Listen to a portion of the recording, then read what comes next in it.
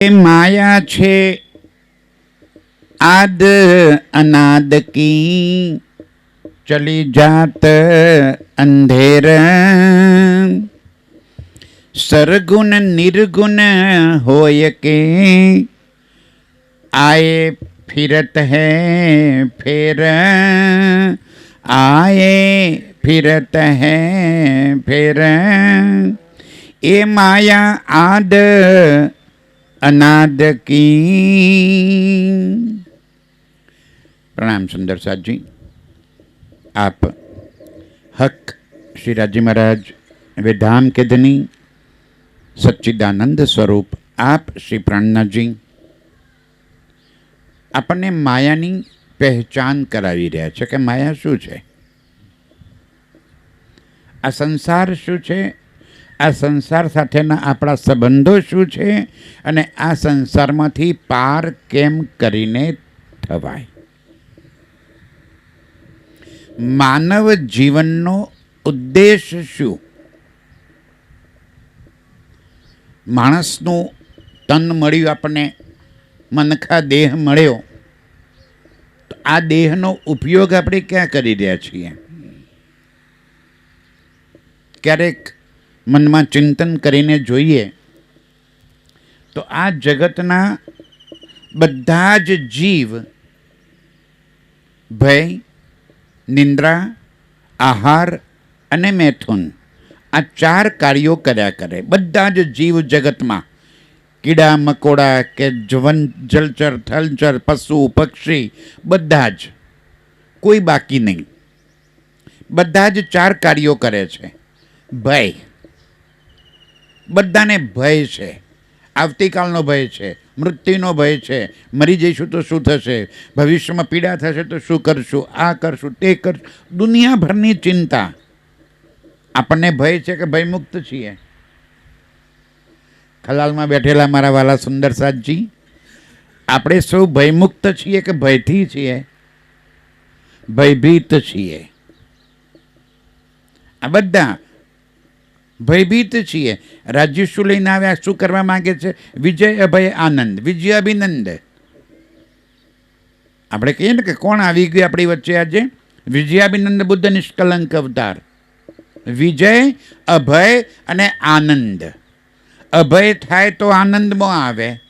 ભયભીત હોય ને એ કોઈ દિવસે આનંદમાં ન આવી શકે. ભય હોય દિલમાં તો આનંદ ક્યાંથી આવે?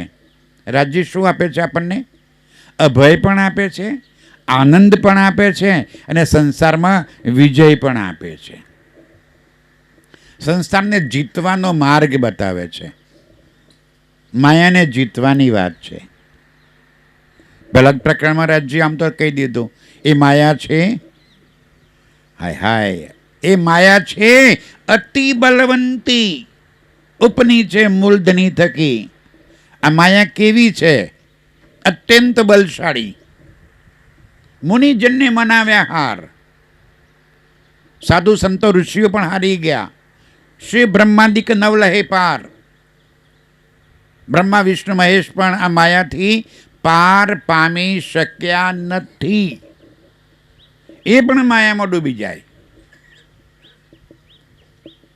કોની વાત કરવી બીજી? તા ઉપર બીજું શું કહું? બીજા નામ તે કેના લેવું? એને વચને સરવાળો થયો, બ્રહ્માંડનો ધન સર્વે આવ્યો. તત્વ સૌ એણીએ જીતી લીધા, 14 લોક પોતાના કીધા.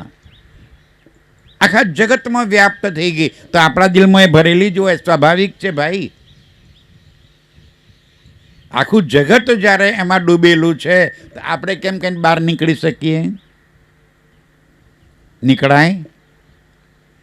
આપણે એમ કે મારે તો ઓક્સિજન નથી લેવો તો ચાલે? આ પ્રત્યેક અણુમાં ઓક્સિજન શ્વાસ લઈએ એટલે અંદર આવે જ, ઈચ્છો કે ના ઈચ્છો એ થવાનું જ. છીએ કે આપણે માયામાં, તો લાગવાની શું? માયા. પણ જો પરખ થઈ જાય, ઓળખાણ થઈ જાય તો એમાંથી બચવાનો રસ્તો જડે. આ વાણી આપણને ઓળખાણ કરાવે છે. એક પરમાત્માની ઓળખાણ કરાવે છે અને એક માયાની ઓળખાણ કરાવે છે. સત્યની પણ પહેચાન કરાવે છે અને જૂઠની પણ પહેચાન કરાવે છે. હવે જો જૂઠની ખબર પડે તો સત્ય પણ સમજાય. આપણે માનો કે જે દિવસે લગ્ન થયા એ દિવસે આપણા ફોઈ કે મામી કે કાકીએ કોઈએ એક સોનાનો દોરો ભેટ આપ્યો 25 વર્ષ પહેલાં. ચોરીના બીકે બેંકમાં જઈને લોકરમાં મૂકી આવ્યા. સમજાય છે મારી વાત? પછી આપણા ઘેર પ્રસંગ આવ્યો એટલે એમ થાય કે ત્યાં પેલા ફોઈએ પણ દોરો આપ્યો હતો ને, લાવો તારે ભગાઈને બીજો દાગીનો ગળાઈ લઈએ. લોકરમાંથી કાઢી આવ્યા, સોની પાસે ગયા કે ભાઈ આ દોરો અને ભાગીને મારે બીજો દાગીનો કરવો છે. સોની પેલા કસોટીના પથ્થર ઉપર ઘસીને કહી દે કે ભાઈ આ તો જુઠ્ઠો છે, આ દાગીનો તો જુઠ્ઠો છે, આ તો પિત્તળ છે. પછી શું કરીએ આપણે? સમજમાં આવે મારી વાત? પછી દાગીનાનું શું કરીએ? પાછું ફોઈના ઘેર તો જવાય નહીં, કે 25 વર્ષ પહેલાં આપ્યો તો. પાછા જઈને કહીએ તો ફોઈ થોડા માને કે મેં આ આપ્યો. અરે ના ના, મેં તો સાચો આપ્યો તો તું તો બીજો લઈ આવ્યો. અને કહો તો 25 વર્ષ પહેલાં ફઈ તો ઉકલીએ ગયા હોય, ના એ હોય.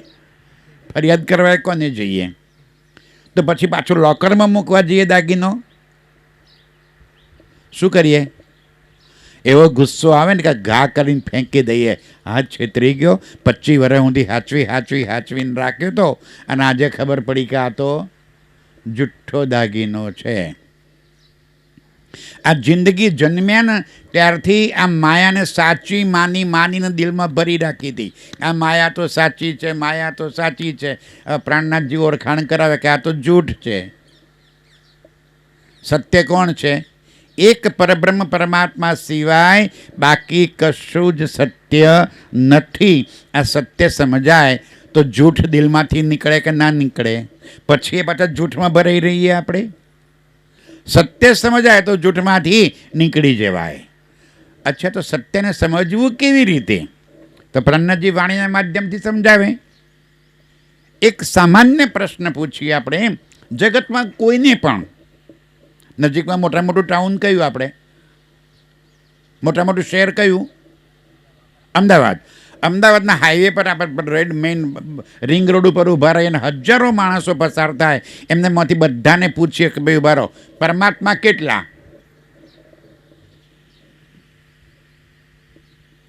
પરમાત્મા કેટલા? પાછળવાળા, પરમાત્મા કેટલા? એક. કોઈ એવું કહેવા વાળો નહીં મળે કે પરમાત્મા 2 હોય. આ દુનિયામાં કોઈ એવું કહેવા વાળા નહીં મળે કે પરમાત્મા 2 હોય. આપણા શાસ્ત્રો વેદો પણ એમ કે છે કે પરમાત્મા એક છે. એકો બ્રહ્મ દ્વિતીયા ન અસ્તિ. વેદ એમ કે છે કે પરમાત્મા એક છે, 2 ન હોઈ શકે. કુરાને એમ કે છે કુલ હુ અલ્લાહ અહદ, અલ્લાહ એક છે, 2 ન હોઈ શકે. બાઇબલે એમ કે છે the supreme God is only one, પરમાત્મા એક છે, 2 ન હોઈ શકે. હવે બધાને ખબર છે કે પરમાત્મા એક છે. હવે એને પૂછીએ કે ભાઈ આ એક પરમાત્મા કોણ? તો બધાના પરમાત્મા પાછા જુદા જુદા. જ્યારે એમ પૂછીએ કે ભાઈ તમે કહો છો કે પરમાત્મા એક છે, તો આ એક કોણ? એને કહો જરા. તો એકની ઓળખાણ નથી. પછી પોતે જેને માનતા હોય એને કહે કે ભાઈ આ એક, આ હું જેને માનું છું એ જ પરમાત્મા છે. બાકી બધા ખોટા. કે હું માનું એ પરમાત્મા અને તમે માનો એ ખોટા હોય. તો પરમાત્મા એક છે કે અનેક છે? આ ખલાલ ગામમાં કદાચ 10, 15, 25 મંદિર હું ત્યાંથી આવતા જોઉં છું. પેલું ગામ કયું આવ્યું? પેલું આપણે સરખેજ અને પછી ખલાલ. તો રસ્તામાં 8-10 મંદિરોની ડેરીઓ તમે જોતો આવી ગયો. કેટલા ભગવાન? કેટલા? 8-10 તો રસ્તામાં જ આવ્યા મારે, અને ગામની આ બાજુ હશે તો જુદા પાછા. જ્યારે પરમાત્મા એક છે તો આ અનેક કોણ છે? આ એકની ખબર પડી જાય તો અનેકવાદ છૂટી જાય. એકની સમજ આવી જાય તો એ એકની સાથે જોડાઈ જાય તો જૂઠ બધું જ છટકી જાય. ચાલો, આ એક કોણ છે એને સમજવાનો પ્રયત્ન કરીએ આપણે, અને આ અનેક કોણ છે એને પણ સમજવાનો પ્રયત્ન કરીએ. બંને જાણવું છે ને આપણે. બિલકુલ નિખાલસ દિલથી, ખુલ્લા દિલથી વાતને સમજવાનો પ્રયત્ન કરજો. માનવું ન માનવું એ તમારી મનસુફીની વાત, તમારી મરજીની વાત છે. કોઈ જબરજસ્તી તો કોઈના પર હોઈ શકે નહીં, પણ સમજવાનો પ્રયત્ન કરજો કે પરમાત્મા એક છે તો આ એક કોણ છે, અને આ અનેક છે તો આ અનેક કોણ છે. સત્ય શું છે આપણે એટલું જાણવું છે. સત્યને આપણે પરીક્ષા, એના કસોટીના પથ્થર પર તોલીએ કે સત્ય જે છે, અને પછી ખુલ્લા દિલથી સત્યનો સ્વીકાર કરીએ. સત્ય સમજાય અને સત્યનો સ્વીકાર કરવો એ તો મોટી વસ્તુ છે. માનવ જીવનનો મેં શરૂઆત કરી હતી માનવ જીવનના ઉદ્દેશથી. શું ઉદ્દેશ આપણો? જીવન માનવનું શાના માટે મળ્યું? આ પશુ પક્ષી કીડા મકોડા અનંત જીવો છે, એમાં આપણામાં કંઈ અંતર ખરું?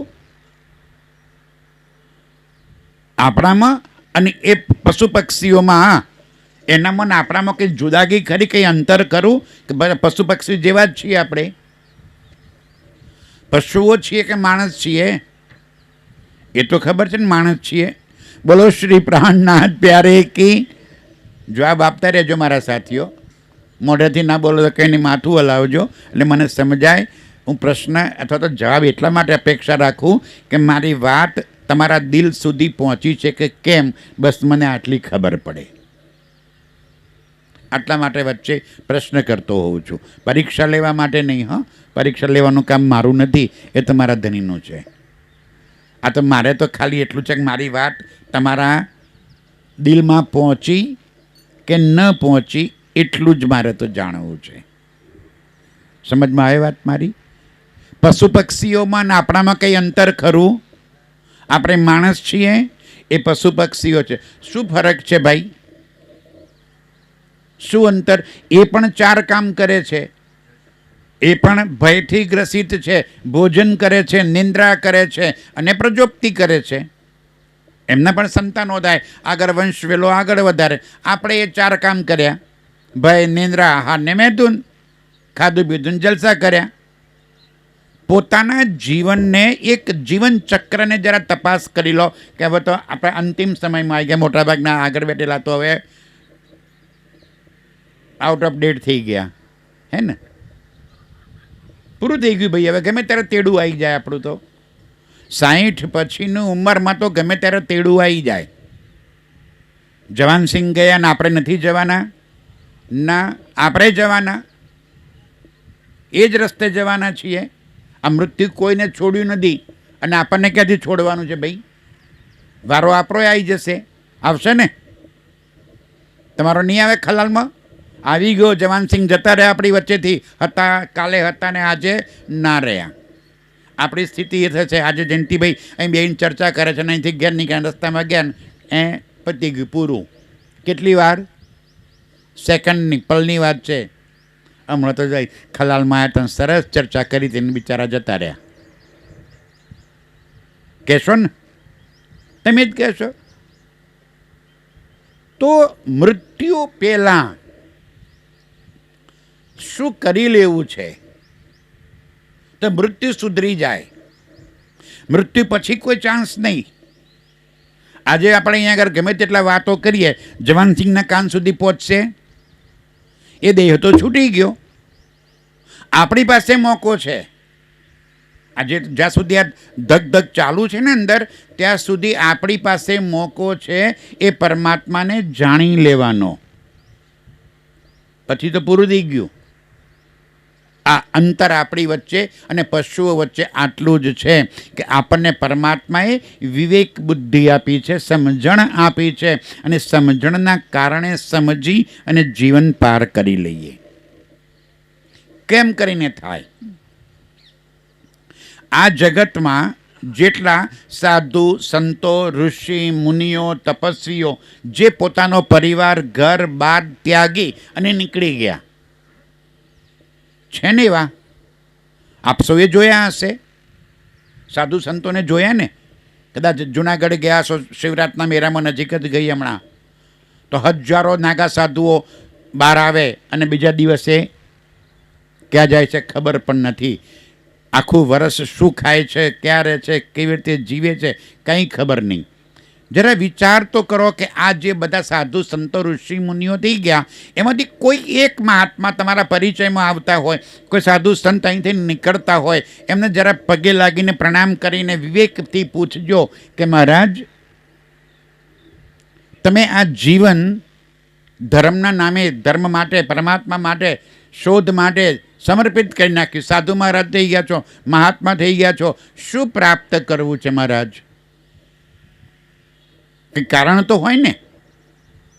ઉદ્દેશ, દરેકના જીવનનો કંઈક ઉદ્દેશ હોય. આજે આપણે માનો કે અહીંયા આગળ આવ્યા છે તો શું કામ આવ્યા છીએ? આ પરિવાર સાથે સહાનુભૂતિ છે, આ પરિવાર સાથે આપણા સંબંધો છે, અને એટલા માટે આજે આપણે આવ્યા છીએ. બાકી ઉદ્દેશ વગર કોઈ આવે નહીં, ઉદ્દેશ વગર કોઈ કામ થાય પણ નહીં. દરેક કાર્ય પાછળનો કોઈ ઉદ્દેશ હોય, કોઈ કામ હોય. તો મહારાજ, તમે સાધુ સંત શું કામ બની ગયા છો? તો કે પરમાત્માની પ્રાપ્તિ કરવા માટે. ભલે ભાઈ, પરમાત્માને મેળવવાથી શું થાય?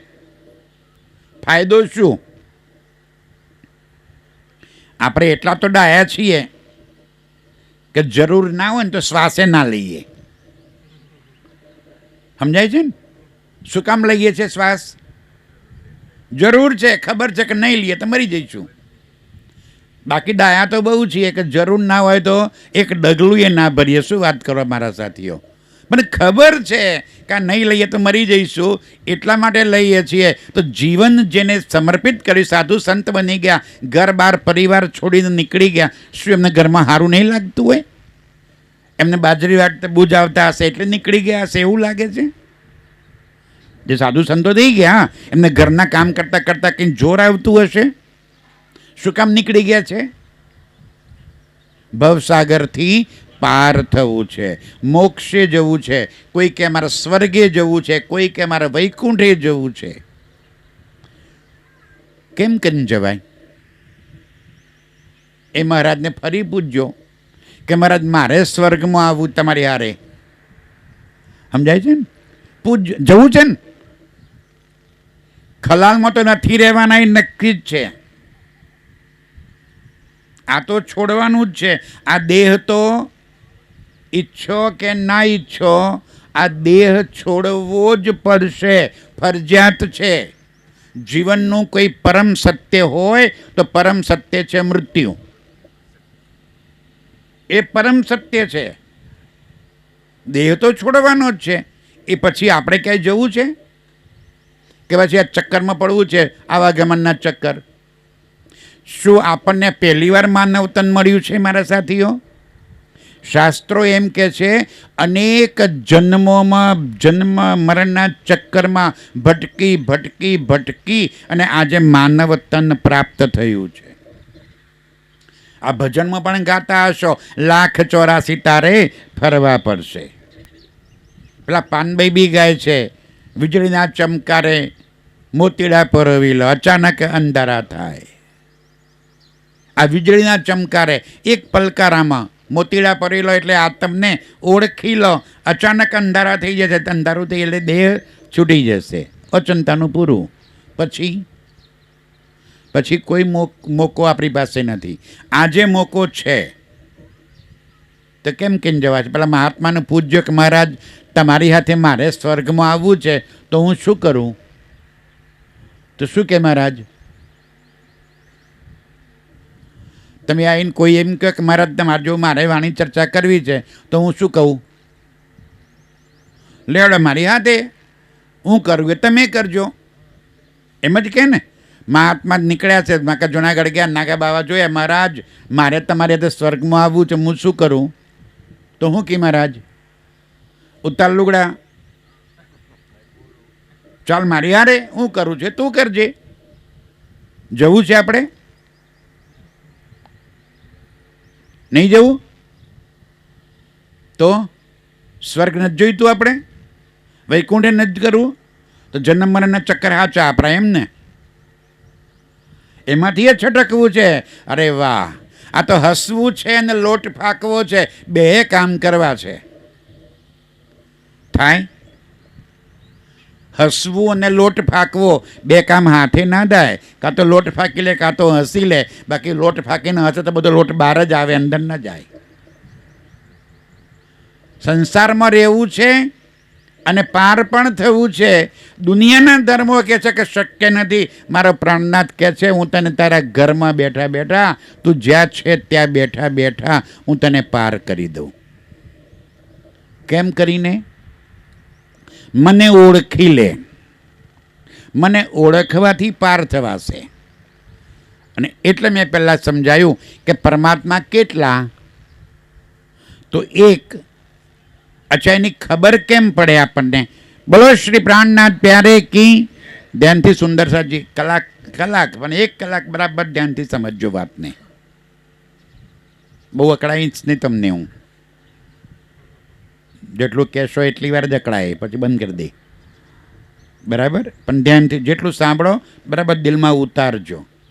આ જે સંસારમાં આપણે બેઠા છીએ, જે જગતમાં આપણે બેઠા છીએ, જે દુનિયામાં આપણે છીએ, એ સંસાર બન્યો કે પહેલેથી છે? હવે તો બધાની પાસે જગતગુરુ છે. આ જગતગુરુ, હા, આનાથી મોટો ગુરુ કોઈ નહીં. આમાં એક ગુરુ છે. કોણ? ગૂગલ. આ ગૂગલ મહારાજને તમે કોઈ પણ પ્રશ્ન પૂછો એટલે ગૂગલ મહારાજ તમને જવાબ આપે. મોટાભાગના યુવાનો પાસે તો હવે એન્ડ્રોઈડ ફોન છે, બધા પાસે સ્માર્ટફોન છે. કોઈ એવો નહીં કે જે પાસે હવે પેલા ટ્રકવાળા ડબલા પડ્યા હોય. જમાનો ગયો. આ સ્માર્ટફોનમાં ગૂગલને જરા એટલું પૂછો કે ગૂગલ મહારાજ, આ બ્રહ્માંડ બન્યું કે પહેલેથી છે? જે ભણતા હતા મારી ઉંમરના હશે, એ ભણવામાં બી આપણે આવતું હતું એ વખતે. એ પછી તો આવે જ છે, પણ મારી ઉંમરમાં હું ભણતો ત્યારે આવતું હતું એટલી મને ખબર છે. ઓલ્ડ એસએસસીમાં હતા અમે. તો એ વખતે પણ ભણવામાં આવતું હતું કે પૃથ્વી સૂર્યમાંથી છૂટો પડેલો એક ભાગ છે. તો જીવ ક્યાંથી આવ્યો આમાં? ક્યાંકથી તો પહેલો જીવ આ જગતમાં આવ્યો ને. આ જીવ ક્યાંથી આવ્યો? અખંડ અવિનાશી એ પરબ્રહ્મ પરમાત્મા, એનું હુકમનું સ્વરૂપ, એનું સત સ્વરૂપ અક્ષર બ્રહ્મ. અને એ અક્ષર બ્રહ્મનું કાર્ય છે બ્રહ્માંડ બનાવવા અને મિટાવવા. એટલે આ જગતને કીધું ક્ષર જગત. ક્ષર એટલે શું? બનવા અને મટવા વાળું. જે નાશવાન છે એને કહેવાય ક્ષર. જે અખંડ છે એને કહેવાય અક્ષર. અને એ અખંડથી પરે જે છે એ કહેવાય અક્ષરાતીત. ક્ષર, અક્ષર અને અક્ષરાતીત. આટલી સાદી સમજ તો મારા ખ્યાલથી તમે મારી વાતને સમજી શકશો. જે અખંડ વિનાશી છે એ આ જગતને બનાવવા અને મિટાવવાનું કાર્ય કરે. શું કામ બનાવે ભાઈ? તો એના આનંદ માટે. આ સંસારની ઉત્પત્તિ કરે, સંસારનો લય કરે. એવા સંસારમાં એ અક્ષર બ્રહ્મે આ બ્રહ્માંડ તો બનાવ્યું, પણ આમાં પહેલો જીવ ક્યાંથી આવ્યો? કોઈક તો પહેલો જીવ આવ્યો હશે ને. એકમાંથી અનેક થયા. આપણા બાપાના બાપાના બાપાના બાપાના બાપાના બાપાના બાપાના બાપાના બાપાના બાપા. ક્યાંક તો કોક તો પહેલો આવ્યો હશે ને. આથી 100 પેઢી, 200 પેઢી, 500 પેઢી, 1000 પેઢી પહેલા કોઈક તો પહેલો જીવ હશે. ક્યાંથી આવ્યો? અંબેમાની આરતી ગાવ છો? આવડે છે કોઈને? આવડતે આગળ ઊંચી કરણ. અંબેમાની આરતી જય આદ્યા શક્તિ આવડે છે કોઈને? એ નથી આવડતી. શાબાશ. અંબેમાની આરતી બ્રહ્માંડની ઉત્પત્તિ બતાવે છે મારા સાથીઓ. આપણે સમજ્યા વગર ઘા ઘા કર્યું આખી જિંદગી, આરતીઓ જ કર કરી, એને સમજવાનો પ્રયાસ ના કર્યો કે આમાં કહે છે શું.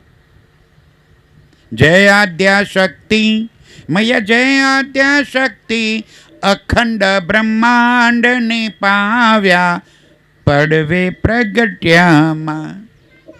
આ બ્રહ્માંડની રચના કરી અને તમે આ જગતમાં સૌથી પહેલા પ્રગટ થયા. કોણ પ્રગટ થયું? આ સંસારમાં સૌથી પહેલા કોણ આવ્યું? એ અક્ષર બ્રહ્મનું મનનું સ્વરૂપ. અને એ મનનું સ્વરૂપ જેવા એ છે એવું અહીંયા આગળ સ્વરૂપ ધારણ કર્યું. પોતે આવ્યા નહીં, મનનું સ્વરૂપ. આપણા મનનું સ્વરૂપ હોય અહીં બેઠા છો, અમદાવાદ પહોંચી જાઓ. પહોંચી ગયા? કેવા હતા? ચાર રતનપુર પહોંચી જાઓ. પહોંચી ગયા? કોણ પહોંચ્યું? મારું મન. અને હું જેવો છું એવું મને રતનપોળ ત્યાં દેખાય છે. પાછું દુકાનમાં બેસ્યા, સાડીઓની દુકાનમાં 25 સાડીઓ ખરીદી, પોટલું બધું પૈસા આલ્યા, પોટલું લઈને નીકળી પડ્યા. કેવા આગળ? મનમાં. આખો ખેલ ક્યાં બની ગયો? મનમાં. તો મનમાં તમે હતા તો આવડા રતનપોળ કોણ ગયું હતું? આપણે જ કે બીજું કોઈ? પણ એનું કોઈ વાસ્તવિક સ્વરૂપ હોય નહીં. એવી રીતે એ અક્ષર બ્રહ્મનું મનનું સ્વરૂપ આ જગતમાં પ્રગટ થયું. એ પ્રગટ થયેલા સ્વરૂપને કીધું આદિનારાયણ, સૌથી પહેલો જીવ. કોઈએ એને કીધું એ જે પહેલું સ્વરૂપ પ્રગટ થઈ ગયું એ નહોતો નર કે નહોતો નારી, એટલે કોઈએ એને કીધું અર્ધનારીશ્વર. અડધું અંગ શિવનું ને અડધું અંગ પાર્વતીનું. એવા ચિત્રો પણ આપણે જોયા હશે કેલેન્ડરોમાં. જોયા છે ભાઈ? એ અર્ધનારીશ્વર એવું કોઈ સ્વરૂપ નથી, પણ આપણને સમજાવવા માટે ચિત્ર બનાવ્યું કે એ જે પ્રગટ્યું એ નર નારીનું મિશ્ર સ્વરૂપ હતું. અને એને જ કહ્યું આદ્ય શક્તિ. શક્તિ એટલે સ્ત્રી સ્વરૂપમાં નહીં, પણ પરમાત્માનો પહેલો પાવર શક્તિ આ જગતમાં પ્રગટ થયો. એને પહેલો જીવ પણ કહ્યો. હવે એ જીવ આ જગતમાં પ્રગટ થયો. મોહ તત્વમાં આવવાથી ઈચ્છા થઈ હું એક છું, એકમાંથી અનેક થાઉં. એકમાંથી અનેક થવાની ભાવના કરતાં જ એકમાંથી બની ગયા બે. દ્વિતીયા બેય સ્વરૂપ શિવ શક્તિ જાણો. એકમાંથી કેટલા બની ગયા? બે. નર અને નારી, શિવ અને શક્તિ, લક્ષ્મી અને વિષ્ણુ. નામ જે આપવું હોય આપો. બાઇબલ કહે છે એડમ અને હવા, એડમ અને ઈવ. કુરાન કહે છે આદમ અને હવા. આપણે કીધું શિવ અને શક્તિ, કોઈએ કીધું નર અને નારી, કોઈએ કીધું વિષ્ણુ અને લક્ષ્મી. નામ અલગ અલગ. હકીકતમાં શું બની ગયું? એકમાંથી બે, નર અને નારી. એ નર સ્વરૂપ તે પોતાના 3 સ્વરૂપ ધારણ કર્યા. તૃતીયા 3 સ્વરૂપ ત્રિભુવનમાં બેઠા. 3 ગુણ બની ગયા: રજોગુણ, સતોગુણ, તમોગુણ. અને આ 3 ગુણને કીધું બ્રહ્મા, વિષ્ણુ અને મહેશ. એ આદ્ય શક્તિએ પોતાના 3 સ્વરૂપ ધારણ કર્યા. બ્રહ્મા સાથે બ્રહ્માણી બન્યા, વિષ્ણુ સાથે લક્ષ્મી બન્યા, શિવ સાથે પાર્વતી બન્યા. હવે એમાંથી 5 તત્વ બન્યા. પંચમી પંચભુજાય આનંદા. પંચ તત્વ ત્યાં સોઈએ. પંચે તત્વમાં જલવાયુ, પૃથ્વી, અગ્નિ અને આકાશ 5 તત્વ બન્યા. એ 5 તત્વ 3 ગુણ મળી અને આ સમગ્ર સૃષ્ટિની રચના થઈ ગઈ. નરનારીના રૂપે પ્રગટ્યા સગળેમાં. આ આખું જગત આવી રીતે ઉત્પન્ન થયું. ઉત્પન્ન કરનાર કેટલા? એક. અને હવે આપણે કેટલા ભગવાન બની ગયા અહીંયા આગળ જોઈ લો. પહેલાં કોને ભગવાન બનાવ્યા આપણે? અર્ધનારીશ્વર અથવા તો આદ્ય શક્તિ અથવા તો આદિનારાયણ. એમાંથી બની ગયા 2, શિવ અને શક્તિ. એમાંથી બની ગયા 3, બ્રહ્મા, વિષ્ણુ, મહેશ. એમાંથી 3 દેવીઓ, બ્રહ્માણી, લક્ષ્મી અને પાર્વતી. વળી પાર્વતીના અનંત સ્વરૂપ ચામુંડા, કાલિકા, અંબા, અંબિકા. એક પછી એક નવા સ્વરૂપ એને પણ ધારણ કર્યા જગતની અંદર આવીને. 5 તત્વને ભગવાન બનાવ્યા. જળ દેવતા, વાયુ દેવતા, અગ્નિ દેવતા, પૃથ્વી માતા, આ પણ દેવતા બનાવ્યા આપણે. અગ્નિ દેવતાનો ફોટો જોયો તમે કોઈ જગ્યાએ? અગ્નિદેવનો સુંદર પુરુષનું ચિત્ર બનાવ્યું છે અને નીચે લખી નાખ્યું અગ્નિદેવ. એવા હોય? અગ્નિદેવ કેવા હોય? ચૂલામાં હાથ નાખો તો ખબર પડે, ફોટામાં ખબર ના પડે કે અગ્નિદેવ કેવા હોય. સુંદર પુરુષનું ચિત્ર બનાવ્યું, નીચે લખી નાખ્યું વાયુદેવ. એવા હોય? સુંદર પુરુષનું ચિત્ર બનાવી નીચે નાખ્યું જલદેવ. એવા હોય? શું વાત કરો મારા સાથીઓ! આવા અનેક કાલ્પનિક ચિત્રો બનાવ્યા. આ જગતમાં જેની જરૂર પડે એ બધાને આપણે ભગવાન માનીને પૂજવાનું શરૂ કર્યું. ઋષિમુનિઓએ કીધું કે આંગણે તુલસીનો ક્યારો કરજો. કેમ? કે તુલસીના પત્તા ખાવાથી તમારું શરીર સારું રહે, સ્વાસ્થ્ય સારું રહે, એન્ટીબાયોટિક છે. આપણે તુલસીનો ક્યારો કર્યો, અગરબત્તી દીવો કર્યો, પત્તા ખાવાનું બંધ કર્યું. જે કરવાનું હતું એ ના કર્યું, નહોતું કરવાનું એ કર્યું. એને ભગવાન માની દીધા. આ તુલસી તો માતાજી. અરે પત્તા ખાવા માટે વાવવાનું કહ્યું હતું કે તાવ તળિયો કશું આવે નહીં, શરીર સારું રહે. પણ અંધશ્રદ્ધામાં ડૂબી અને આપણે આ બધે જગતમાં માનતા થઈ ગયા. એ પછી રોગચાળાને ભગવાન બનાવ્યો. બળિયા બાપા મેં મંદિર જોઈને આવ્યો રસ્તામાં. શીતળા માતા, આજે બાળક જન્મે એટલે તરત આપણે દવાખાને લઈ જઈએ છીએ અને ડૉક્ટરને કહીએ કે ડૉક્ટર સાહેબ રસી મૂકો, બળિયાની રસી મૂકો કહીએ છીએ. અને શીતળાની રસી મૂકો. કેમ?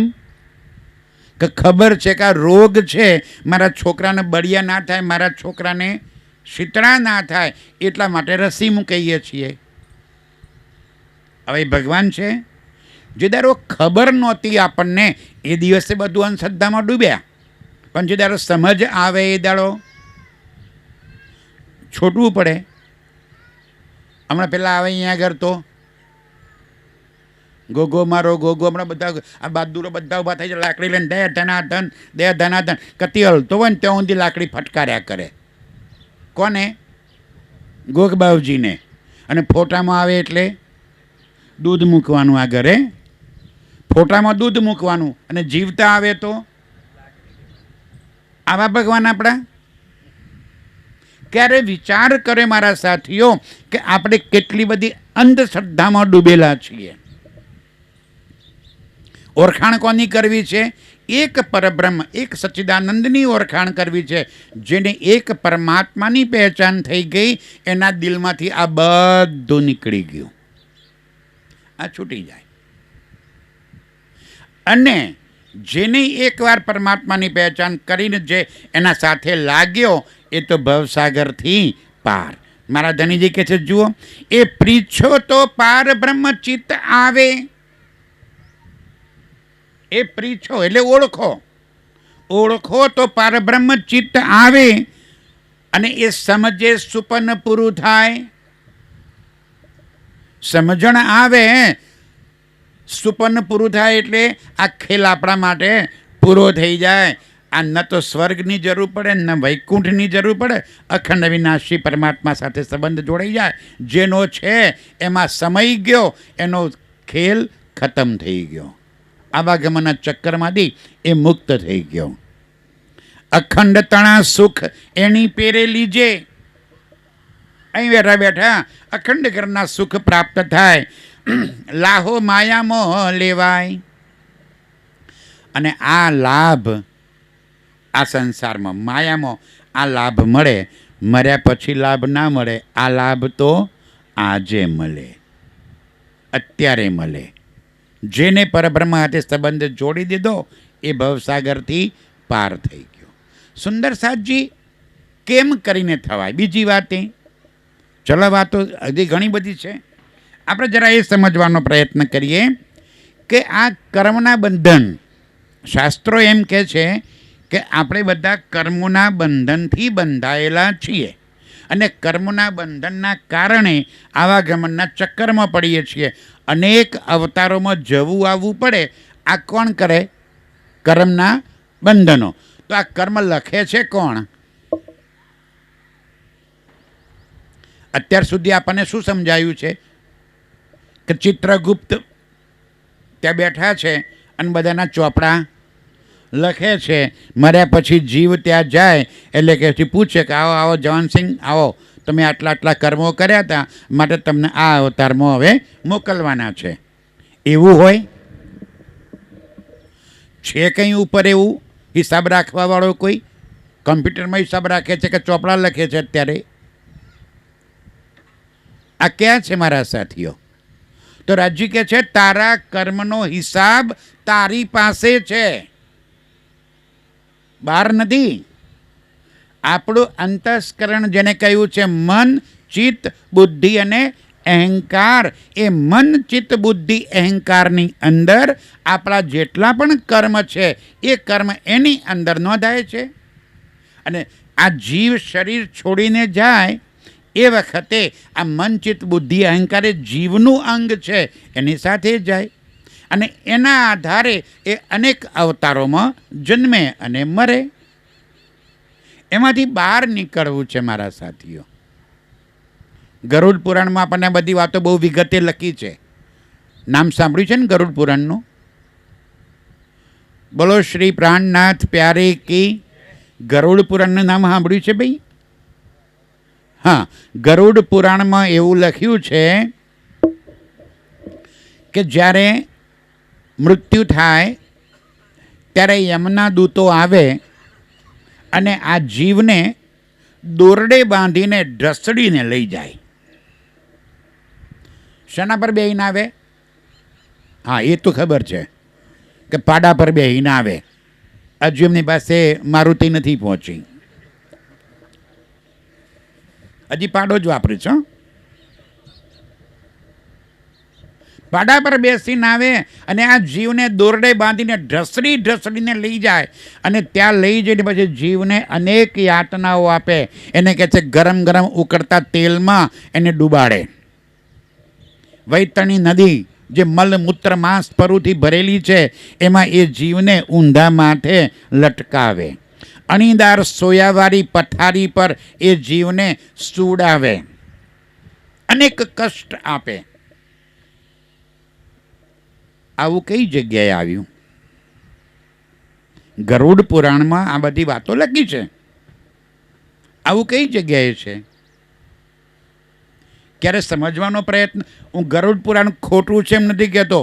ગરુડ પુરાણ બિલકુલ સાચું છે. ખોટું કોણ છે? એને ના, આપણે ખોટા નથી, આપણને સમજાવનારા ખોટા છે. આ વાણી સત્ય છે, વાણી ખોટી ન હોઈ શકે. સમજાવે છે કોણ? અત્યારે મને કે હું સમજાવું છું, તો હું જે બોલે એ વાત આપ સમજવાના છો. હું ખોટી રીતે સમજાવીશ તો આપના દિલમાં ખોટી વાત આવશે. તો ગુનેગાર કોણ? સમજાવનારો કે સમજનારો? સમજાવનારો ખોટો. કેમ એને ખોટું સમજાયું? પાપી પેટ કા સવાલ હે. સમજાય છે ને? આજે તો ખરેખર અહીંયા આગળ શું કરવાનું હોય? હમણાં નીતિ નિયમ પ્રમાણે ખાટલો નાખવાનો હોય. કેમ? ગરુડ પુરાણ એમ કહે છે કે જવાનસિંહ અહીંથી જતા રહ્યા, એમના દૂતોને દોરડેથી બાંધીને ઢસડીને લઈ ગયા. જરા એટલો વિચાર કરો કે જીવનું સ્વરૂપ કેવું છે? દોરડે બંધાય એવું?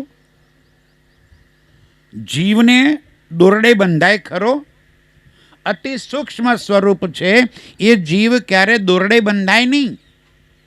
એવા દોરડે બાંધીને લઈ જાય ઢસડીને, તો દોરડું કહાય કે જીવ ઘસાય? સમજાય છે? અને પછી ક્યાં લઈ ગયા? અને ત્યાં લઈ જઈને કે ગરમ ગરમ તેલના કડાયામાં એ જીવને તળે. ભાઈ, ત્યાં તેલ ક્યાંથી આવ્યું? ક્યારે વિચાર કર્યો આપણે આ વાતનો?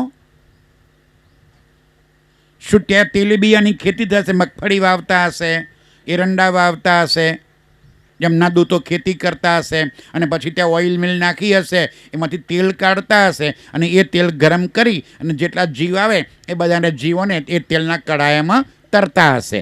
એવું હશે ત્યાં આગળ? એવું હોય? એ જીવને ત્યાં ખાવા નથી મળતું, ભૂખેથી તડપે છે. એટલે આપણે અહીંથી ચોખા, દાળ, ફરફરાદી એ બધું મોકલવાનું. કેટલા દિવસ ચાલશે? અહીંથી આપણે મોકલાયું, માને કે મોકલાયું, એ જે મહારાજ આવે એની કુરિયર સર્વિસ ચાલે છે. હા, અહીં જેટલું આપીએ એટલું ત્યાં પહોંચી જાય ને જવાનસિંહને. માને કે આપણે અહીંયા આગળ પરિવારજનોને લાગણીઓ હોય એટલે ભાઈ કે ભાઈ ચલો જયંતિ મહારાજ આવ્યા છે તો જયંતિ મહારાજને 5 કિલો તુવરદાળ આપો ને 25 કિલો ચોખા આપો ને 2-4 જોડી લુગડો આપો ને સફરજન 2 કિલો આપો ને બધું આપો, કારણ કે મારે તો કુરિયર ચાલે છે. એટલે હું તમે મને આપશો એટલે હું પહોંચાડી દઈશ. ત્યાં આગળ પહોંચે, કોના ઘેર પહોંચે? આલ્યું શું કરવા? પછી કે ત્યાં આગળ અણીદાર સોયાવાળી પથારી પર ઊંઘાડ્યા છે. એમને બહુ અણીઓ વાગતી હશે, જાડું ગાદલું આપો અહીંયા આગળથી એટલે હું ત્યાં મોકલી આપે. એટલે એની પેલી અણીઓ સોયા છે ને એ એમને બેડામાં વાગે નહીં, પહોંચી જતું હશે ને ત્યાં આગળ. પછી કે એ વૈતરણી નદીમાં ઊંધા માથે લટકાયા છે એટલે બહાર નીકળી શકાતું નથી. એટલે અહીંયા આગળ ગાયના પૂંછડે પાણી રેડીને ગાય બ્રાહ્મણને દાન કરી દો એટલે ગાય ત્યાં મોકલી દઈશું અમે. એટલે પૂંછડું પકડી અને વૈતરણીમાંથી બહાર નીકળી જશે. અને ચાલાકી તો જુઓ મારા સાથીઓ, ખલાલમાં આવ્યા હોય તો ગાય માંગે, પણ અમદાવાદમાં ગયા હોય તો ત્યાં તો ગાય હોય નહીં, તો કે ચાંદીની ગાય આપો ચાલશે. ચાંદીની ગાય તળશે વૈતરણીમાં. અને અમદાવાદના પેલા છેડે ગયા હોય ને પાછા ગોતા બાજુ જે કરોડપતિ શેઠ ગયા હોય છે તો કે સોનાની ગાય જોઈએ. નીચે ગાડી કઈ પડી છે? મર્સિડીઝ પડી છે તો ગાય સોનાની જોઈએ. મારુતિ ફ્રન્ટી પડી છે તો ગાય ચાંદીની ચાલશે. અને બાઇક હોય તો શું વાત છે મારા સાથીઓ! આ બધી વાતો આપણને લાગે છે બનાવે છે એવું. હવે તો શું ગરુડ પુરાણમાં ખોટું લખ્યું છે? શાસ્ત્રોમાં ખોટું લખ્યું છે? ના, શાસ્ત્રોમાં બિલકુલ સાચું લખ્યું છે. આ જીવ શરીર છોડે છે એટલે એ જ ક્ષણે બીજી માના ગર્ભમાં પ્રવેશ કરે છે. જે અવતાર લેવો હોય, માને કે હું મરી ગયો અને મારા મર્યા પછી મારા કર્મના પ્રમાણે મારે કૂતરાનો અવતાર લેવાનો છે તો કૂતરીના ગર્ભમાં જવું પડે. ગધેડાનો અવતાર લેવો છે તો ગધેડીના ગર્ભમાં જવું પડે. માં તો બનાવવી જ પડે ભાઈ. માં વગર તો સંભવ જ નથી કે કોઈ જન્મ ધારણ કરી શકે. તો માના ગર્ભમાં એ ગર્ભનાલથી જોડાય છે, એને કહ્યું છે યમના દોરડા. આ જઠરાગ્નિના તાપમાં એ શેકાય છે, એને કહ્યું છે અગ્નિના કુંડ. માના ગર્ભ જલમાં એ બાળક ઊંધા માથે લટકે છે, એને કહ્યું છે વૈતરણી નદી. અને એમાંથી પાર કરવું છે તને, એમાંથી પાર થવું છે. તો એ પાર થવા માટે આ માર્ગ અહીંથી ભેટ કરવાનો માર્ગ નથી, પણ સત્ય જ્ઞાન સમજવાથી એમાંથી પાર થવાય. સત્ય જ્ઞાન આપણને બહાર પાડી શકે, કોઈ વસ્તુ આપણને એમાંથી બહાર ન લઈ જઈ શકે. મારા સાથીઓ, સમજમાં આવે છે ને મારી વાત? હું જે કહેવા માગું છું. હવે આવા એમાંથી બહાર નીકળવું છે તો ક્યારે નીકળાય? મર્યા પછી કે મર્યા પહેલાં? આજે એટલા માટે મેં પહેલાં ચોખવટ કરી હતી કે આજે ગમે તેટલી સારી ચર્ચાઓ થાય, અહીંયા આગળ થાય, જવાનસિંહભાઈને કંઈ મળે એમાં? પણ આજે આપણને બધાને તો મળે ને. આ જે બેઠા છે એ બધાને તો એ વાત સમજમાં આવે કે આપણે આપણું કરી લઈએ. આપણે આપણા આત્માનું કલ્યાણ કરી દઈએ, આત્મજાગૃતિ આપણે કરી લઈએ, આપણે આપણો માર્ગ પ્રશસ્ત કરી લઈએ કે મારે ક્યાં જવું છે, મારે શું કરવું છે. આ સમજણ માટે બ્રહ્મવાણી જરૂર પડે. આ સમજાવવા માટે અહીંયા આગળ રાજી આ વાત અહીંયા આગળ લાગે છે, પણ કે છે આપણે તો જાગીને જોયું જ નહીં. રાજી કે છે જોયું નહીં તમે જાગીને, અમૃત ઢોલીને વીખ પીધું. જાગીને જોયું નહીં. અમૃત, અમૃત કોને કહેવાય? આ બ્રહ્મ જ્ઞાન અમૃત છે. અમૃત ઢોળી દીધું અને પીધું શું? ઝેર. કયું? આ સંસારનું, મારું તારું, કામ ક્રોધ લોભ મોહ મદ અહંકાર, આ અનેક અવગુણો રૂપી ઝેર પીધું. આ બ્રહ્મ જ્ઞાન રૂપી અમૃત ઢોળી દીધું. અસત મંડળને સત કરી સમજ્યા, અખંડને વાસો દીધું. આ જૂઠને સાચું માની બેઠા છીએ ભાઈ. તકલીફ ક્યાં છે કે આપણે આ જૂઠને સાચું માની બેઠા છીએ. હું કોણ? અધ્યાત્મના માર્ગમાં પહેલો પ્રશ્ન એ જ આવે કે હું કોણ. આપણને પૂછવામાં આવે કે તમે કોણ, એટલે તરત જ આપણું જે નામ છે એ નામ આપી દઈએ. આધાર કાર્ડ, ચૂંટણી કાર્ડ, પાન કાર્ડ, બધું ફોટો આઈડી બતાવી દઈએ. જો હું તો ખલાલનો રહેવાવાળો. અને આ તનનો અહંકાર એટલો બધો છે કે આપણને આ તન સત્યમાં લાગે છે કે આ તો સત્ય છે. આ સત્ય માની અને આ સત્યના અહંકારમાં ડૂબી ગયા છીએ. સત્ય શું છે? આ સત્ય હતું એ તો રાખ થઈ ગયું. સત્ય હોય એ ક્યારે પણ મટે નહીં. સત્ય તો અખંડ હોય, સત્ય અવિનાશી હોય. સત્યનો ક્યારેય પણ નાશ થાય જ નહીં. એનું નામ સત્ય. તો જયંતિ સત્ય? આ જયંતિ સત્ય ના. આ તન ક્યારે પણ સત્ય ન હોઈ શકે. આનો નાશ થવો નક્કી જ છે. તો સત્ય શું છે? અંદર રહેલો આત્મા. એ આત્મા સત્ય છે. જેને એની પહેચાન થઈ જાય તો આત્મા સાથે પરમાત્માનું મિલન થઈ જાય. આત્મા સાથે મિલન થાય. આત્મા અને પરમાત્મા જ્યારે મિલન થઈ ગયું, આત્મા અને પરમાત્મા જ્યારે જોડાઈ ગયા, ત્યારે મારા રાજજી કહે છે કે આ તનથી થયેલા બધા જ કર્મના બંધનોને હું કાપું છું. આ વાણીની બ્યુટી શું છે મારા સાથીઓ જરા સમજો. અનંત શાસ્ત્રો આવ્યા. બધા જ શાસ્ત્રો એમ કે છે કે તે કરેલા કર્મોનું ફલ તારે ભોગવવું જ પડશે. મારો પ્રાણનાથ કહે છે જે એકવાર મારા શરણે આવી ગયો એના કર્મના બંધનો મેં ખતમ કરી દીધા. શું આપણને માત્ર આ જન્મના કર્મો જ ભોગવીએ છીએ? ધ્યાનથી સમજો. શાસ્ત્રો કે છે આપણા કર્મો 3 પ્રકારે આપણને કરીએ છીએ: મન, વચન અને કાયા, શરીર. મનથી પણ કર્મો કરીએ છીએ, શબ્દથી પણ કર્મ કરીએ છીએ અને શરીરથી પણ કર્મ કરીએ છીએ. 3 પ્રકારે કર્મના બંધનો આવે છે. હવે કોઈ કહે કે મનથી કર્મ કેમ બંધાય? મનથી થાય કર્મ? આપણે કોઈનું બુરું ઈચ્છીએ છીએ એ મનથી કર્મ બાંધ્યું.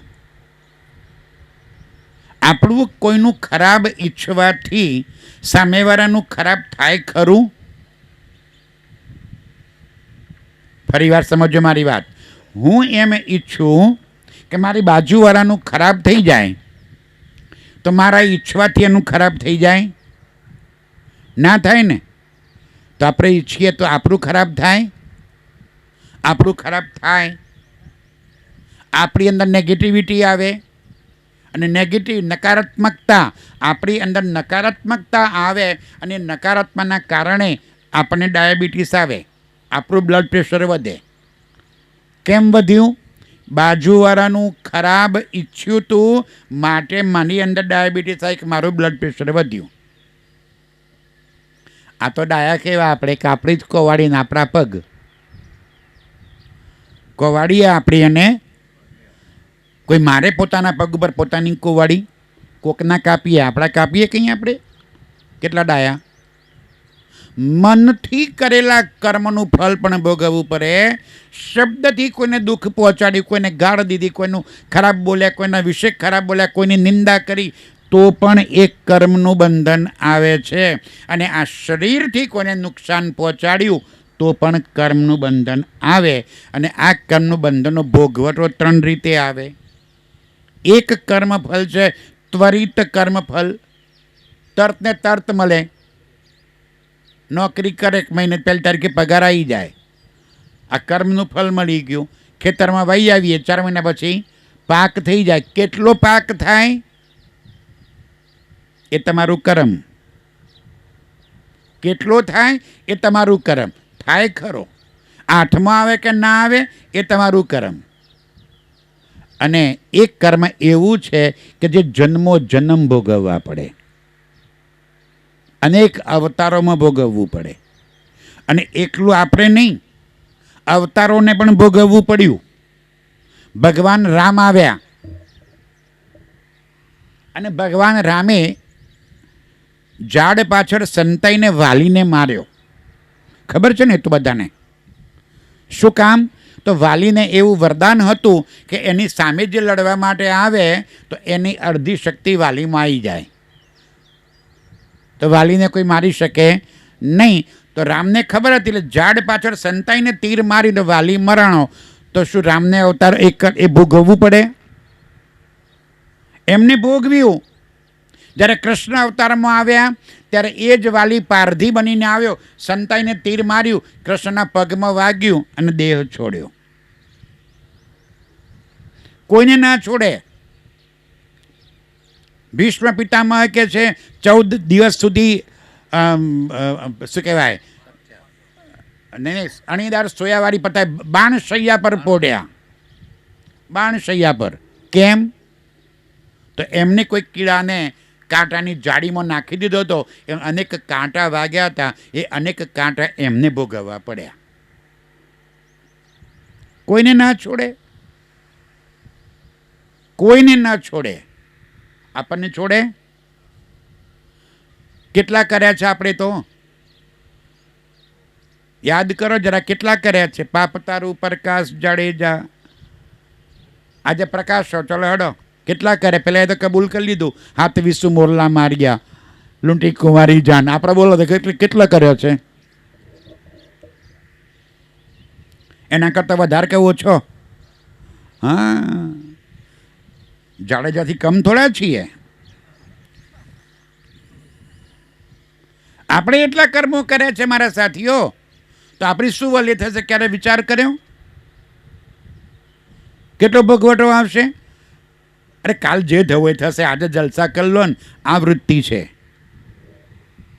મારા સાથીઓ જરા એટલો વિચાર કરો, આ જગતની અંદર આ ક્યાં જન્મવું, કયા અવતારમાં કોના ત્યાં જન્મવું, અને કોની સાથે લગ્ન કરવું, દીકરો કોણ આવે, આ બધી આપણી પસંદગી છે? માનો કે, ધ્યાનથી સમજજો, આજે આપણામાંથી કોઈને મૃત્યુ આવે, નહીં આવે, હા, આ તો કહું છું, દાખલો આપું છું, ગભરાઈ જાય કે આરામાં તો મારા તો મરવાની વાતો કરે છે. મારે તમને નથી મારા, મારું જ મૃત્યુ આવે, તમારું શું કામ આવે ભાઈ? પેલો હું જઈશ, ચિંતા ના કરશો. પણ માનો કે આપણામાંથી કોઈનું મૃત્યુ આવે અને પૂછવાના નથી, પણ કદાચ ભગવાન પૂછી લે તમને કે બોલ ભાઈ, તારે ફરી કોના ઘેર અવતાર લેવો છે? જન્મનું ફાઇનલ છે, તારે બીજો અવતાર લેવાનો છે, પણ તું કે ના ઘેર તને જન્મ આપું, તો ફરી ખલાલમાં માગીએ. કના ઘેર માગો? બુદ્ધિશાળી માણસો, ખલાલવાળા, જરા બોલજો. ફરી અવતાર લેવો નક્કી છે કે તારે ફરી જન્મ તો ધારણ કરવાનો જ છે. તું કે એના ઘેર મોકલું, કના ઘેર માગો? આ ભાઈ તો કે અંબાણીના ઘેર જ, કરોડપતિના ઘેર માંગીએ. ખલાલમાં હું દાટી છે? ફરી ખલાલ માંગીએ. ક્યાં માંગો? બોલતા નથી, અંદર તો નક્કી જ છે. દાદા માને કે જવું ફરજિયાત છે તો ક્યાંક તો માંગી લેવું પડે ને. આ તો ચોઈસ આપી તને કે માંગી લે. નથી જન્મવું એ તો સમજણ છે તમારી, એ તો સમજણ આવી ગઈ છે કે મારે ફરી હવે જન્મ મરણના ચક્કરમાં પડવું જ નથી. એ સમજાવવા માટે તો રાજ્ય વાણી આપી આપણને, એ જ સમજાવે છે. પણ ચોઈસ આપણા હાથમાં નથી. જો આપણી ચોઈસ હોય તો કંઈ ગરીબના ઘેર સંતાન થાય જ નહીં. આ જગતમાં આ અવતાર મળ્યો છે ને એ પણ કર્મ ભોગવવા માટે મળ્યો છે. આ જૂના સર્ટિફિકેટ વટાઈએ છીએ અને નવા પાછો ફિક્સ કરીએ છીએ. સમજાય છે ને? બેંકમાં એફડીની રસીદ બનાવો, આ 2-5 હજાર રૂપિયા ભાઈ મારી સર્ટિફિકેટ લઈ લો, 5 હજારનું બીજું સર્ટિફિકેટ લઈ લો. ક્યારે વટાયું? 10 વર્ષ પછી પાકશે કે 8 વર્ષ પછી પાકે. એમાં પાક્યો અત્યારે આ કયો ગયા વખતે કર્યો તો એ અત્યારે પાક્યો અને નવો પાછો સર્ટિફિકેટ આ લીધો. એ ક્યારે પાકશે? આ ફરી અવતાર લેવું એ ફરી પાકશે પાછો એ દાડો. આમાંથી છૂટવું છે, આમાંથી બહાર નીકળવું છે મારા સાથીઓ. એ માયા આદ અનાદ કી ચલી જાત અંધેર. રાજી કે છે દુનિયા આદ અનાદથી બન્યું ત્યારથી અજ્ઞાનતાવશ સમજ્યા વગર બસ ચાલ્યા જ કરે છે, ચાલ્યા જ કરે છે, ચાલ્યા જ કરે છે. જરા એટલો વિચાર કરો, આપણે આપણું જીવનચક્ર જરા તપાસ કરી લો. આપણું જીવનચક્ર આ જેટલા બેઠા છીએ ને એ બધા પોતાનું જીવનચક્ર જરા તપાસ કરી લો. નાના હતા, સ્કૂલમાં ગયા, થોડું થોડું ભણ્યા, પછી રમવામાં કાઢી નાખ્યું, થોડા મોટા થયા, લગ્ન થઈ ગયા, આપણા ઘેર સંતાનો આવ્યા, સંતાનો મોટા કર્યા, સંતાનોને ભણાયા, સંતાનોને પરણાવ્યા, સંતાનોના સંતાનો આવ્યા, એમને રમાડ્યા, એમને મોટા કર્યા અને પછી મરી ગયા. એક જીવનચક્ર આપણું પૂરું કરી લીધું. શું લાયા? કેવા ગયા હતા? કંઈ નહીં. શું લાયા? કાંઈ નહીં. આયા એવા આયા એમને પાછા. શું લઈને આવ્યા છો? શું લઈ જવાના છો? રહેવાનું અહીં ને અહીં. અને તો આખી જિંદગી હાય હાય તોબા તોબા, લાવો જ લાવો. કોઈનું પડી લઉં ને કોઈનું લૂંટી લઉં ને કોઈનું જૂઠું બોલું ને કંઈ કરું ને કંઈ કરું, બસ લાવો જ લાવો. ધરાવો જ નથી. કોઈને તૃપ્તિ નથી. કોઈને તૃપ્તિ નથી. કોઈ ધરાયું નથી. રાજ્ય કે છે એને બાયા છે કોઈ ના ગાયા, કોઈ ધરાયું નથી. અંબાણીને એમ છે કે હજી પૈસા બીજી 2-4 ફેક્ટરીઓ કરી નાખું, એને ધરાયો. પણ સમજો સત્ય શું છે. કાલે મારે મોબાઈલમાં વાત આવી હતી. રેમંડ કંપનીનું નામ સાંભળ્યું છે? એના માલિક હતા ગૌતમ સિંધાનિયા. 2000 કરોડ રૂપિયાની એમની મિલકતો. 2000 કરોડ. દીકરાના નામે કરી નાખ્યું, દીકરાએ ઘરમાંથી કાઢી મૂક્યા. 2000 કરોડનો માલિક આજે ખાવા માટે વરખેવું માંડે છે. આપણી દશા બગડે. આજે રાજ્યને ભજી લો, આજે એને ઓળખી લો, જીવન ધન્ય થઈ જશે મારા સાથીઓ. આ વાણી એટલા માટે લઈને આવ્યા. આ વાણી આવી એ પહેલાં આ જગતમાં બહુ શાસ્ત્રો આવ્યા, વેદ આવ્યા, પુરાણો આવ્યા, શાસ્ત્રો આવ્યા, કુરાન આવ્યું, બાઇબલ આવ્યું, બહુ શાસ્ત્રો આવ્યા. તો આ એક વધારામાં શું લઈ આવ્યા પરબ્રહ્મ આપણા માટે? તો કે આ એક વાણી એવી લઈ આવ્યો છું જેમાં પરમાત્માનું ધામ, પરમાત્માનું સ્વરૂપ અને પરમાત્માની લીલા, આ 3 વાતો સમજાવી. મુદ્દા પર આવીએ. પરમાત્મા છે એવું સ્વીકાર કર્યું, પરમાત્મા એક છે એવું સ્વીકાર કર્યું. તો હવે મારો અને પરમાત્માનો સંબંધ શું છે? અને મારે મારા જીવનમાં પરમાત્માની જરૂર શી છે? કંઈ કામ ખરું આપણે પરમાત્માનું કંઈ કામ ખરું? તું તારા ઘેર સુખી રહેજે ને હું મારા ઘેર સુખી, બરાબર છે, આપણે જેમ ચાલે છે એમ ઓલ રાઈટ, બરાબર છે ને? કે કંઈ જરૂર છે આપણા જીવનમાં? આપણે એ ખબર નથી આપણને, તો જરૂર શી છે એ ખબર નથી. બોલો શ્રી પ્રાણનાથ પ્યારે કી. બસ આતાનો એ તો સમજાવું છું મારા સાથીઓ કે અખંડ અવિનાશી મુક્તિ પ્રાપ્ત કરી લેવી છે, જ્યાંથી જન્મ મરણમાં ફરી પડવું જ ના પડે એવા પરમાત્મા સાથે સંબંધ જોડી દેવો છે. કેમ કેમ થાય? કેવી રીતે થાય? તો કે છે વાણી મંથન, ચિતવન અને રહેણી. આ પરમાત્માએ આપેલું જ્ઞાન, એ જ્ઞાનને સમજણમાં ઉતરે, સમજણમાં આવે, રહેણી બદલાય. રહેણી બદલાવી એટલે શું? ભાઈ આ દેહ છે એ હું નથી, આ નામ મને મળ્યું છે એ હું નથી. હું કોણ છું? આત્મા છું. હું પરમાત્માનો અંગરૂપ છું, એના અંશરૂપ છું. આ સંસાર સાથે મારે કાંઈ લેવા દેવા જ નથી. બધું જ જવાબદારી નિભાવવાની. એનો અર્થ એવો નહીં કે કાલથી ખેતીવાડી બંધ, ઘર બહાર છોડી દેવાનું. ના, નોકરી, ધંધો, રોજગાર, ખેતીવાડી જે કરતા બધું જ કરવાનું.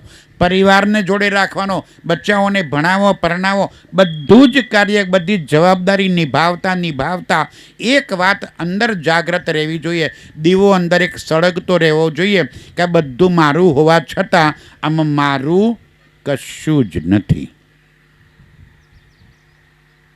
બધું જ મારું છે અને છતાં મારું કશું નથી. છે કશું આપણું આમાં? આટલી વાત સમજમાં આવે તો બધા પ્રત્યેનો પ્રેમ ખતમ થઈ જાય. આપણને પ્રેમ કોના પ્રત્યે છે? હું છું જયંતિ છે તો જયંતિની પત્ની, જયંતિના સંતાનો, જયંતિનું ઘર, જયંતિની જમીન, જયંતિનો મોહ અહંકાર, જયંતિનો હોદ્દો, જયંતિની પ્રતિષ્ઠા, આ બધું કોનું? આ જયંતિ છે ત્યાં સુધી જયંતિનું. જયંતિ મરી ગયો દારો પૂરું. તો આજે મરી જઈએ તો મરી જવું એટલે આ દેહ ત્યાગ કરવો નહીં, સમજણ કેળવી લેવી. જીવતે મારીએ આપકો. રાજી શું કે છે? જીવતે મારીએ આપકો શબ્દ પુકારત હક, મરેંગે નહીં મોમીન તો ક્યાં મરેંગે મુનાફક. શું કે છે રાજી? જીવતે મારીએ, પહેલે તું પી શરબત મોત કા. તારી જાતને તું નથી એમ માની લે, એના શરણે તું શરણાગતિ સ્વીકાર કરી લે, એના આશરે તું આવી જા. અહંકાર સંપૂર્ણપણે નીકળી જાય. અહંકાર નીકળે ક્યારે કહેવાય? મારું નામ જયંતિ છે ને, હમણાં પૂરું થાય પછી જયંતિડો કહેજો.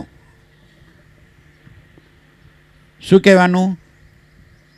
આ જયંતિડો ચોથી આવ્યો અને એ જયંતિડો સાંભળ્યા પછી જો મારા દિલમાં તમારા પ્રત્યે જરાય ભાવ ન બદલાય તો માનવું કે જયંતિડો મરી ગયેલો છે.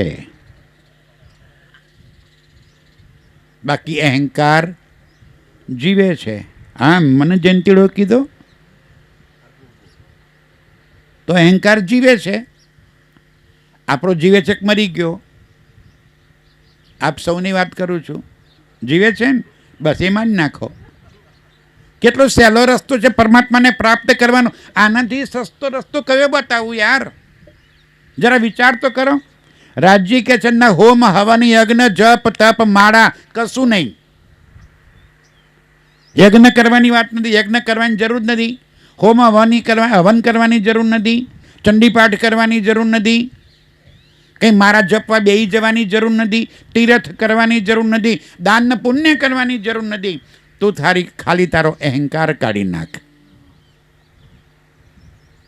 પોતાને મારી નાખ, જીવતે મારી નાખ, જીવતો મરી જા. કેટલો સહેલો રસ્તો છે ને? થાય એવો છે? હાય હાય હાય, જુઓ તો ખરા, એ શિવર હે કિસ નથી થાય એવો હજી તો. હજુ તો બાપુ આવો તો ખરા. હે, એક પગ તો લાકડોમાં છે. તૈયારી હવે એ હોનનો હોન જ છે ને તૈયારી. તો પછી તો એ અંદરવાળો હજુ ફોફાડા મારે છે, મને કહી ગયો, મને કીધું. ત્યાં સુધી આ અહંકાર જીવે છે, ત્યાં સુધી પરમાત્મા આપણાથી દૂર છે. આનાથી સારો કયો રસ્તો હોય મારા સાથીઓ? આટલો સહેલો રસ્તો પરબ્રહ્મ આપણને આપે છે. અને એ જ સમજાવતા કહે છે, ના પહેચાન પ્રકૃતિ કી, ના પહેચાન હુકમ. નથી આપણને સંસાર કેવી રીતે બન્યો એની ખબર, નથી આપણને પરમાત્માની ખબર, ના શુદ્ધ ઠોર નેચલ કી અખંડ ઘર ક્યાં છે એની ખબર નથી, ઓર ના શુદ્ધ સ્વરૂપ બ્રહ્મ પરમાત્માના સ્વરૂપની ખબર નથી. હજી પરમાત્મા સાકાર છે કે નિરાકાર એ શુદ્ધ નથી. મારું અસ્તિત્વ શું છે એની શુદ્ધ નથી. ક્યાંથી ભવસાગરથી પાર થવાય? આજે આટલું સ્વીકાર કરો.